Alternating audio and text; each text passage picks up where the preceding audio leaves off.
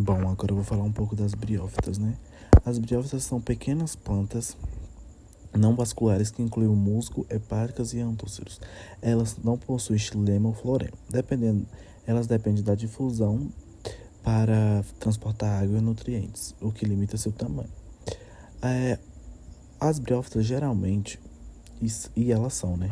São plantas pequenas e elas também gostam de ambientes úmidos e sombreados. Um exemplo de briófitas é o musgo.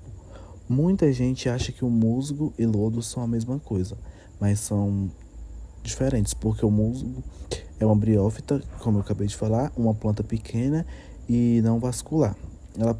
Ela realiza fotossíntese e tem um ciclo de vida definido e se reproduz por esporos. Já o lodo é uma mistura de matéria orgânica e inorgânica, geralmente formada por resíduos de plantas, micro-organismos e partículas dos solos ou poluentes. Então, para deixar claro, musgo e lodo não são a mesma coisa. As briófitas, como eu acabei de falar, elas vivem em ambientes úmidos e sombreados, pois precisam da água para sua reprodução, já que os gametas masculinos nadam até uma gameta feminino para a fecundação delas. O seu ciclo de vida é marcado pela predominância do gametófito hiploide N e a fase visível que é responsável pela produção de gametas, o esporófito diopólido -2N. É menor e dependente do gameta para a nutrição. Além de sua importância ecológica que as briófitas têm na retenção de umidade, prevenção de erosão e formação do sólido, algumas espécies, como Chipagum, não são usadas na produção de trufas para jardinagem e combustível. As principais briófitas podem ser encontradas em floresta, tundras, rochas e até mesmo nos desertos, mostrando a grande resistência e condição diversa que ela tem. E isso é um pouco sobre as briófitas. Agora eu vou falar sobre as pteridófitas. As pteridófitas são um grupo de plantas vasculares que se caracterizam pela ausência de sementes e flores, reproduzindo-se por meio de esporos. Este grupo inclui plantas como samambaias, avencas, cavalinhos e licófitas, sendo encontrado em uma variedade de ambientes com destaque para regiões úmidas e sombreadas, como florestas tropicais. As principais características são a reprodução por esporos. As pteridófitas não produzem sementes. Elas liberam esporos de estruturas chamados soros, localizados nas folhas. Os esporos germinam em ambientes úmidos e formam um gametófito, que é a fase sexual da planta, permitindo a reprodução. E sobre o ciclo de vida com alternância de gerações. O ciclo reprodutivo das pteridófitas é baseado na alternância entre duas gerações, a esporófita, que é a fase dominante, visível e diploide, e gametófito, a fase menor, haploide, que produz gametas. E sobre as folhas, as pteridófitas possuem as folhas chamadas frondes, que podem ser simples ou compostas e frequentemente apresentam divisões em segmentos. Pinnae. Sobre a estrutura vascular, como plantas vasculares, as pteridófitas têm xilema e floema, que são tecidos responsáveis pela condução de água, nutrientes e seiva. Sobre a classificação das pteridófitas, elas incluem diversos grupos, como samambaias, que tem outro nome chamado Filicopsida, que são as mais conhecidas, como frondes grandes e diversificadas. Licófitas, que é a licopita, que são plantas menores com folhas em forma de escamas. E tem também cavalinhas, que o outro nome é Equisotopsida. Possuem caules segmentados e vertícilos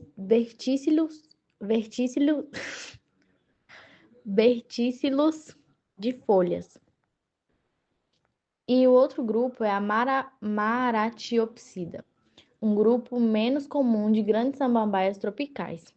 E a importância ecológica é que As pteridófitas desempenham papéis vitais nos ecossistemas, como proteção do solo contra a erosão e fornecimento de habitat para vários organismos.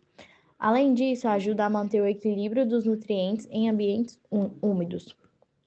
E, em resumo, as pteridófitas são plantas vasculares que se destacam por sua produção por esporos e seu papel ecológico em ambientes úmidos. Embora seu ciclo de vida e modo de reprodução sejam distintos das plantas como flores e sementes, elas têm uma história de grande importância evolutiva e ecológica. Agora eu vou falar sobre o grupo das gimnospermas. E elas são um grupo de plantas vasculares que produzem sementes, mas não formam flores nem frutos. Elas pertencem ao reino vegetal e são caracterizadas pela presença de sementes expostas, geralmente em cones ou em estropólios. As principais características, das gimnospermas são as sementes expostas. As sementes elas não são protegidas por frutos, ao contrário das angiospermas, as plantas com flores. Elas geralmente são aciculadas ou em forma de agulha, são adaptadas a climas frios ou secos. O crescimento é primário, elas geralmente apresentam crescimento em altura ao longo de sua vida, então ela vai crescendo ao longo da vida. Raiz, caule e folhas bem desenvolvidos. Tem tecidos vasculares como xilema e floema, semelhantes às angiospermas. E reprodução sexuada. Elas possuem órgãos sexuais masculinos e femininos separados. E aí, com a fecundação, ocorre após a polinização. O ciclo reprodutivo desse grupo tem a polinização, A polinização ela é realizada pelo vento, que transporta o pólen dos cones masculinos até os cones femininos. Aí tem a fecundação, que ocorre após a polinização. O pólen germina e viaja até o óvulo, onde ocorre a fecundação. E a formação de semente. A fecundação ela resulta na formação de sementes expostas no cone, que amadurecem ao longo do tempo. Os principais grupos de gimnospermas são as coníferas, que são as gimnospermas mais conhecidas, como pinheiros, abetos e cicaprestes. Elas predominam em áreas de clima temperado e boreal. As cicadófitas, que são plantas com aparência semelhante a palmeiras, encontradas principalmente em regiões subtropicais e subtropicais. As ginkgo, que são representadas por uma única espécie, Ginkgo biloba, nativa da China, é um grupo mais antigo das plantas. As guinetófitas, um grupo diverso que inclui plantas como ebedra, que são encontradas em ambientes mais áridos. As ocorrências desse grupo, as gimnospermas, são encontradas em diversos ecossistemas, principalmente em regiões de clima temperado, montanhoso e árido. Elas são mais comuns em áreas de clima frio, como as taigas e as flores boreais, mas também estão presentes em climas tropicais e subtropicais. Olá, tudo bem? Meu nome é Arthur e agora eu vou apresentar para vocês sobre as angiospermas. Angiospermas, o grupo mais evoluído do reino vegetal. As angiospermas são o grupo mais diverso e evoluído do reino plantae, compreendendo aproximadamente 300 mil espécies conhecidas. Elas são caracterizadas pelas presenças de frutos e flores, estruturas que garantem uma reprodução eficiente e a dispersão das sementes. Esse grupo de plantas dominam os ecossistemas terrestres e inclui desde ervas pequenas até grandes árvores. Agora eu vou falar um pouco das características das angiospermas. Primeira característica é a presença de flores. A principal característica das angiospermas é a presença de flores, que são órgãos especializados na reprodução sexuada, onde as flores podem ser monoclamídeas, que contêm um único tipo de vestículo floral, ou diclamídeas, que contêm cálice e corola distintos. Elas possuem 4 partes principais. Dentre elas, temos a sépala, que tem a função de proteger o botão floral antes da floração. Temos as pétalas, que tem a função de atrair os polinizadores com suas cores e fragrâncias. Temos o estame, que é uma estrutura masculina, composta pelo filete e a ântera, onde ocorre a produção de pólen. E por último, temos o carpelo, conhecido também como pístilo, que é uma estrutura feminina, onde o óvulo é fecundado e se transforma em semente. A segunda característica das angiospermas é a produção de frutos. O fruto é uma estrutura exclusiva das angiospermas, resultante do desenvolvimento do ovário da flor após a fecundação. Ele desempenha um papel essencial na proteção e dispersão das sementes. Os frutos podem ser classificados em 4 tipos. Dentre eles temos os frutos carnosos, como exemplo temos a manga, o tomate e as laranjas. Temos os frutos secos, como exemplo temos o feijão, o amendoim e o arroz. Temos os frutos deiscentes, que abrem-se naturalmente para liberar semente. Como exemplo, temos as ervilhas. E por último, temos os indeiscentes, que não abrem-se espontaneamente. Como exemplo, temos o milho. E a terceira característica das angiospermas são as sementes protegidas. Diferente das gimnospermas, como os pinheiros, as angiospermas possuem sementes envoltas por um fruto, o que oferece maior proteção contra predadores e condições ambientais adversas. Agora eu vou falar das classificações das angiospermas. As angiospermas são divididas em 2 classificações. Dentre elas temos a monocotiledôneas e as eudicotiledôneas, que também é conhecido como dicotiledôneas, de acordo com as características estruturais das sementes, raízes, folhas e flores. A primeira classificação temos a monocotiledôneas, e elas possuem apenas um cotiledôneo na semente, as folhas com nervuras paralelas, as flores com pétalas organizadas em múltiplos de 3, as raízes são do tipo fasciculada, ou seja, elas não têm raiz principal, e de exemplo eu trouxe o milho, o arroz, orquídeas, palmeiras e bananeiras. A segunda classificação é a eudicotiledôneas, como eu disse, conhecido também como dicotiledôneas.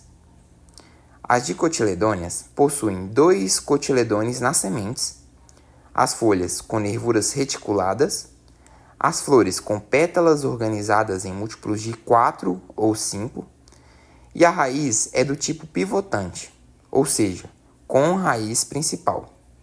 E de exemplo, eu trouxe o feijão, os girassóis, mangueira, roseira e as laranjeiras. Agora um fato muito importante e curioso das angiospermas é a reprodução. A reprodução das angiospermas ocorre principalmente por meio da polinização e por meio da fecundação dupla, que é um processo exclusivo desse grupo. O primeiro meio de reprodução é através da polinização, onde ocorre a transferência do pólen da ântera para o estigma e pode ocorrer de diversas formas. Temos 3 formas que isso pode acontecer. Por meio da anemofilia, que o fator principal para isso acontecer é pelo vento, e também é muito comum nas gramíneas. Temos por meio da entomofilia, que o fator principal para isso acontecer é por meio dos insetos, muito comum também nos girassóis, e ornitofilia, que ocorre por meio de aves. Um exemplo comum disso é os hibiscos. Também temos a segunda forma de reprodução das angiospermas, que é por meio da fecundação dupla, onde, após o pólen alcançar o estigma da flor, forma-se um tubo polínico que leva os gametas masculinos até o ovário. Isso ocorre por meio de 2 processos. Dentre eles temos a primeira fecundação, onde um espermatozoide se une ao óvulo, formando o zigoto, que é um embrião da semente. E segunda fecundação, onde outro espermatozoide se une às células do óvulo, formando o endospermas, tecido que nutre a semente. E por fim, a importância das angiospermas. As angiospermas possuem importância ecológica, econômica e ambiental imensa. As angiospermas estão presentes na alimentação, porque elas são bases da alimentação humana e animal, fornecendo cereais como trigo, milho e arroz, as frutas, assim como as maçãs e bananas, os legumes como o tomate e a cenoura, e oleaginosas como a soja e o girassol. As angiospermas estão presentes também na indústria e na medicina, fornecendo matéria-prima para a produção de papel, madeira, óleos essenciais, medicamentos como as aspirinas e a cafeína e fibras como o algodão e linho.